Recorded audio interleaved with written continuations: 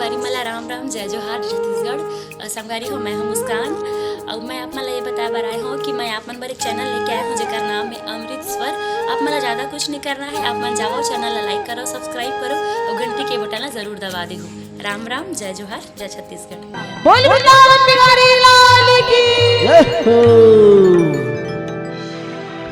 जय जय राधा रमन हरि बोल,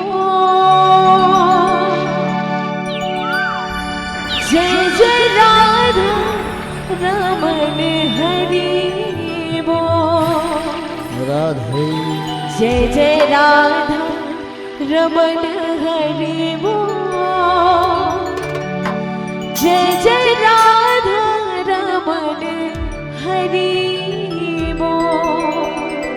सभी के हाथ में करताली के साथ प्रेम से जयकारा के साथ बोल वृंदावन